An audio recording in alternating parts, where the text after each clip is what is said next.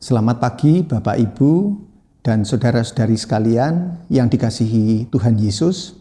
Puji syukur pada Tuhan, kita jumpa kembali dalam program Renungan Hikmat Pagi pada hari ini, pada hari Selasa tanggal 20 Mei 2025.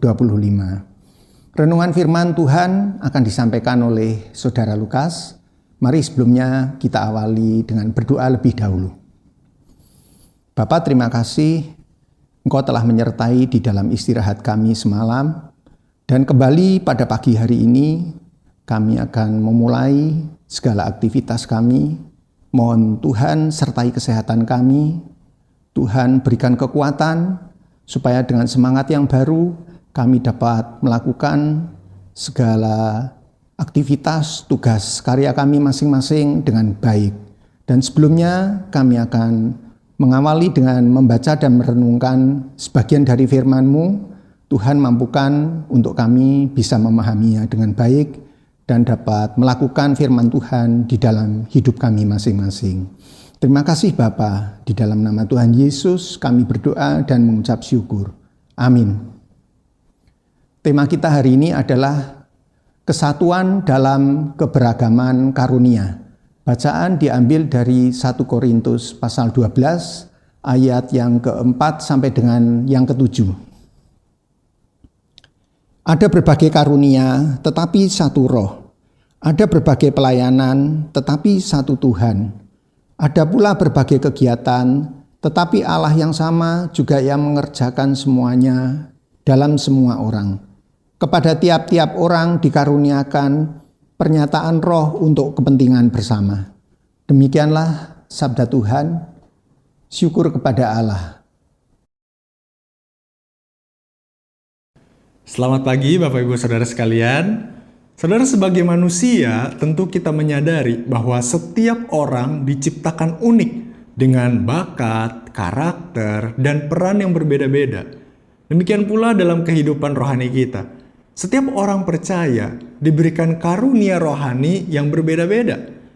Namun, perbedaan ini bukan untuk membuat perpecahan, tetapi seharusnya menunjukkan kekayaan dan juga keindahan dari masing-masing anggota di dalam tubuh Kristus.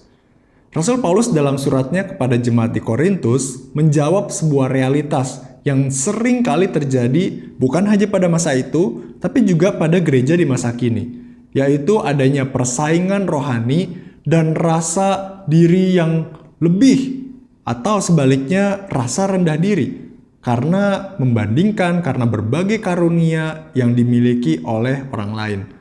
Jemaat Korintus terjebak dalam perasaan bahwa karunia tertentu itu derajatnya lebih tinggi atau lebih rohani dibandingkan dengan yang lain. Paulus kemudian menegaskan bahwa semua karunia itu berasal dari sumber yang sama, yakni Allah Tritunggal. Dan semuanya memiliki tujuan yang sama, yaitu untuk membangun dan untuk melayani tubuh Kristus. Karunia rohani yang diterima setiap orang tentu saja bisa berbeda-beda. Namun semua karunia itu berasal dari satu roh yang sama, yaitu Roh Kudus. Nah, bukan hanya itu, setiap orang pada saat melayani di tempat dan cara yang berbeda, itu diberikan kesempatan oleh Tuhan untuk bisa melayani sesuai dengan kehendak Tuhan di dalam karunia masing-masing. Ada yang memiliki kemampuan untuk tampil di depan layar, ada yang memiliki kemampuan tampil di belakang layar. Oleh karena itu, setiap orang akan menghasilkan buah dari pelayanannya yang tentu saja bisa berbeda-beda, tapi semuanya itu harus dilakukan demi kemuliaan Tuhan dan harus dijalankan dengan baik tentu saja.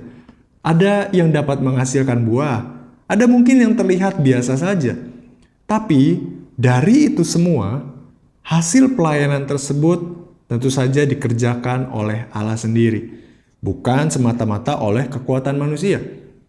Kunci utamanya di sini berada pada ayat yang ketujuh, yaitu setiap karunia yang diberikan oleh Roh bukan untuk kepentingan pribadi, tetapi untuk membangun komunitas iman dan menjadikan berbagai karunia yang berbeda itu sebagai saluran berkat, dan tentu saja untuk kemuliaan nama Tuhan. Jadi karunia bukan sekedar hiasan rohani, tetapi juga alat untuk melayani sesama. Tuhan menolong kita. Amin. Mari kita berdoa. Ya Tuhan, kami sungguh bersyukur karena Engkau memberikan kami karunia untuk membangun jemaat, untuk melayani Tuhan. Pakailah setiap kami ya Tuhan, untuk sungguh-sungguh mencari dan menggumulkan apa yang Tuhan inginkan di dalam pelayanan kami, sesuai karunia yang Tuhan berikan. Sehingga pelayanan kami pun boleh berdampak, boleh menjadi berkat, dan juga menyenangkan Tuhan yang telah memberikan dan mempercayakan kami karunia itu. Dalam nama Tuhan Yesus kami berdoa. Amin. Selamat pagi saudara, selamat menjalani aktivitas panjang hari ini di dalam anugerah Tuhan. Teruslah melayani Tuhan dan sesama sesuai dengan karunia yang Tuhan berikan. Tuhan memberkati.